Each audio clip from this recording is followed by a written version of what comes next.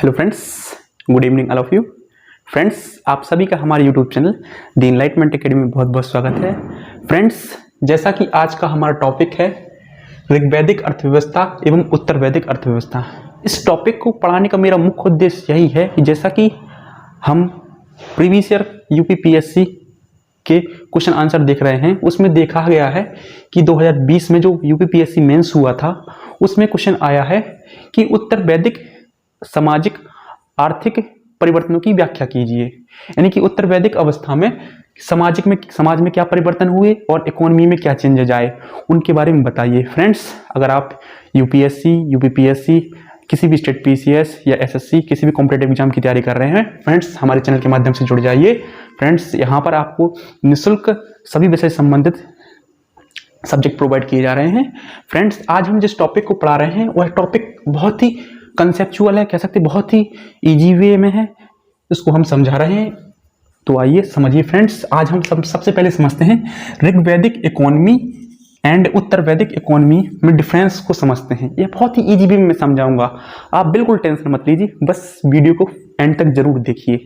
Friends, जैसे ऋग्वैदिक अर्थव्यवस्था की बात की जाए तो इसका टाइम पीरियड कितना है हम जानते हैं। ऋग्वैदिक काल का टाइम पीरियड होता है 1500 BC से लेकर 1000 BC, ठीक है। जबकि उत्तर वैदिक का टाइम पीरियड कितना है, 1000 BC से लेकर 600 BC तक इसका टाइम पीरियड दिया गया है, ठीक है। फ्रेंड्स, अब हम देखते हैं कि इन दोनों के हम डिफरेंसेस को देखेंगे, फिर आप बहुत आसानी से समझ जाएंगे दोनों में डिफरेंस करना।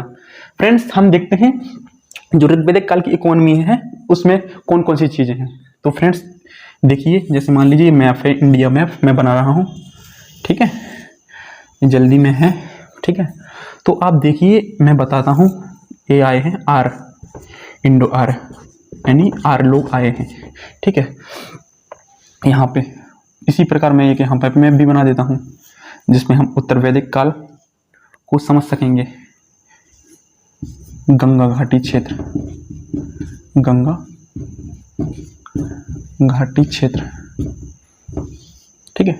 फ्रेंड्स, हम देख रहे हैं कि जब आर्य लोग यहाँ पर आए हैं 1500 BC से लेकर 1000 BC के बीच में सैंधव प्रदेश में, सप्त सैंधव प्रदेश में, तो हम देखते हैं कि यहाँ पर जो चीजें विद्यमान हैं, जैसे यहाँ पर आते हैं तो देखते हैं कि यहाँ पर वो पूर्ण रूप से कृषि पर आश्रित नहीं है। क्योंकि इसके पीछे कारण क्या है कि उनको कोई भौगोलिक, यानी यहाँ पर भौगोलिक कारण है, भौगोलिक बाधा कारण है, यानी भौगोलिक स्थिति इस प्रकार की है कि वो कृषि कार्य नहीं कर पा रहे थे। इसलिए यहाँ पर ऋग्वैदिक काल में, ऋग्वैदिक टाइम पीरियड में वह मुख्यतः पशुपालन पर आधारित थे, पशुपालन पर आधारित थे। तो हमारा पहला पॉइंट क्या बन जाएगा, पशुपालन, पशुपालन पर आधारित थे। जब वे ऋग्वैदिक काल में भारत में प्रवेश किए तो पशुपालन पर आधारित थे मुख्य रूप से, ठीक है। ऋग्वेद में भी कहा गया है कि इंद्र को गोपाल कहा गया है, ठीक है। बहुत से प्रमाण मिलते हैं जिससे बताया गया कि वो इस टाइम पीरियड पर वो मुख्यतः पशुपालन पर ही आधारित, उनका मुख्य व्यवसाय पशुपालन ही था, ठीक है। जब आर्य लोग आए यहाँ पर उत्तर वैदिक काल में, ऋग्वैदिक काल में, ठीक है, पशुपालन आधारित था। लेकिन अब पशुपालन तो कर ही रहे थे, लेकिन कुछ कृषि कार्य भी करते हैं, नहीं तो अपना पालन पूर्ण कैसे करेंगे। तो अल्प रूप से कृषि कार्य भी कर रहे थे, अल्प रूप से कृषि कार्य कर रहे थे, अल्प रूप से कृषि कार्य भरण पोषण के लिए, अल्प रूप से कृषि कार्य कर रहे थे भरण पोषण के लिए, ठीक है। और किसके लिए, अपना पेट भरने के लिए बस। लेकिन मुख्य रूप से क्या कर रहे थे, पशुपालन कर रहे थे, ठीक है। फिर देखते हैं कि और किस चीज से वो अपनी आजीविका चलाते थे ऋग्वैदिक काल में जो आर्य भारत में आए। तो देखते हैं कि वो कुछ आदिम प्रकार के शिल्पों का भी निर्माण कर रहे थे। अब आप कहेंगे आदिम प्रकार के शिल्प कैसे। देखिए भाई, जब कृषि डेवलप नहीं है तो इससे शिल्पी वर्ग है उनको बैकअप नहीं मिल पाया, यानी उसको सपोर्ट नहीं मिल पाया, इसलिए कुछ और भी काम करने लगे वो लोग। कुछ और काम क्या, शिल्पों का निर्माण करने लगे, आदिम प्रकार के शिल्प। आदिम शिल्प मैं लिख देता हूं, आप देखिए, आदिम शिल्प, ठीक है। आप आदिम शिल्प पूछेंगे, आदिम शिल्प क्या है, ठीक है। आदिम शिल्प मतलब जैसे जुलाहे हो गए हैं जो वस्त्रों का निर्माण करते हैं, ठीक है, जुलाहे हो गए, रथ का निर्माण कर रहे हैं रथकार लोग, ठीक है, रथ का निर्माण कर रहे हैं। बढ़ई का भी उल्लेख मिलता है आदिम प्रकार के शिल्पों में, ठीक है। और फिर फोर्थ पॉइंट क्या है, फोर्थ पॉइंट को भी हम समझते हैं। फोर्थ पॉइंट पे थोड़ा यहाँ पे फोर्थ पॉइंट के लिए हाँ मैं बताता हूँ। आदिम प्रकार का व्यापार भी कर रहे हैं। व्यापार क्या है? वस्तु विनिमय प्रणाली पर आधारित है ऋग्वैदिक काल में। तो आप देख रहे हैं कि व्यापार भी कर रहे हैं, लेकिन वो क्या है? आदिम प्रकार का है। आदिम प्रकार का व्यापार, आदिम प्रकार का। आप आदिम प्रकार का मतलब मैंने वही बताया है कि वस्तु विनिमय प्रणाली पर आधारित है कि नहीं, एक कोई वस्तु लेना चाहते तो हमको कोई दूसरी वस्तु देंगे, फिर हमको कोई दूसरी वस्तु लेनी पड़ेगी, ठीक है। अनेक प्रकार से सिस्टम चलता है, ठीक है। तो आदिम प्रकार का देख व्यापार भी कर रहे हैं। जब आर्य भारत में आए 1500 BC से 1000 BC के बीच, तो इकोनॉमी उनकी क्या किस पर निर्भर है? मुख्यतः पशुपालन पर निर्भर है। पेट भरण पोषण के लिए कृषि कार्य कर रहे हैं, अल्प रूप से कर रहे हैं। फिर आदिम शिल्पकार भी कर रहे हैं और आदिम प्रकार का व्यापार भी कर रहे हैं, ठीक है। अब भाई आते हैं उत्तर वैदिक इकोनॉमी में। उत्तर वैदिक इकोनॉमी में बहुत से लोगों का क्वेश्चन है।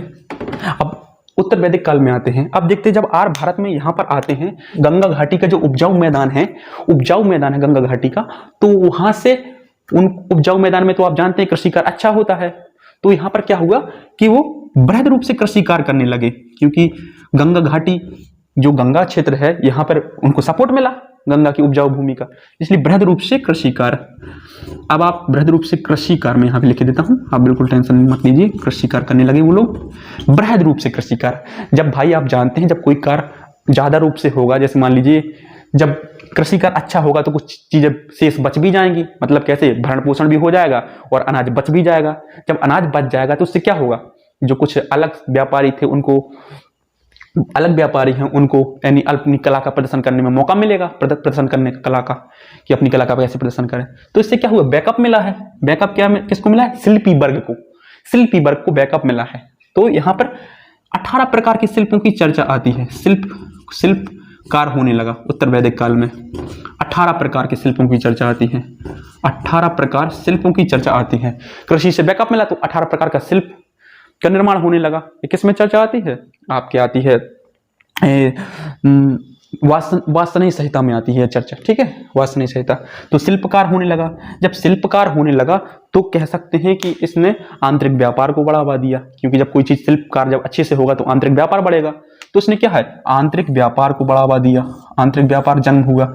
आंतरिक व्यापार का जन्म क्यों हुआ? आंतरिक व्यापार का जन्म इसलिए हुआ कि आप देखिए, आंतरिक व्यापार का जन्म इसलिए हो, कारण क्या है कि मापतोल की विभिन्न इकाइयां अस्तित्व में आ गई थी। जैसे निस्क आ गई थी, आप देखते हैं जो सोने का हार है, और आप देखते हैं कृष्णल आ गई थी, मध्यम वर्गीय व्यापार के लिए कृष्णल इकाई आ गई थी, ठीक है। रतिका भी आ गई थी, रतिका जिसको गूंजा कहते हैं, जैसे सुनार लोग इसका यूज भी करते हैं। रतिका आप आज के युग में भी आप देखते हैं कि सुनार लोग रतिका का यूज करते हैं, ठीक है। तो वो उत्तर वैदिक काल में ये मापतोल की इकाइयां आ चुकी थी। इसी कारण से आप कह सकते हैं कि शायद आंतरिक व्यापार अस्तित्व में आया और लोग एक स्थान से दूसरे स्थान पर जाकर, ठीक है, यानी अपना व्यापार करने लगे। और क्या बता सकते हैं? और लोग कैसे अपना उत्तर वैदिक काल में अजीब का चलाते थे? तो आप कह सकते हैं कि उत्तर वैदिक काल में एक चीज आ चुकी थी जो ऋग्वैदिक काल में नहीं थी। वो क्या आ चुकी थी? वो थी आपकी ब्याज वृत्ति, जिसको कुसीद ब्याज वृत्ति, यानी मतलब ब्याज लेन देन की प्रक्रिया स्टार्ट हो गई थी, जिसको एक कहा गया है कुसीद वृत्ति। किसमें कहा गया है? ये आपको कहा गया है कुसीद वृत्ति, मतलब ब्याज लेन देन, यानी ब्याज लेन देन होने लगा था, लेन देन स्टार्ट होने चुका था कि ब्याज लेन देन करके अपना व्यापार चलाने लगे थे लोग बाग, ठीक है। कुसीद वृत्ति किसमें? तैत्तरीय आरण्यक में यह शब्द आता है। तैत्तरीय आरण्यक में यह शब्द आता है कुसीद वृत्ति।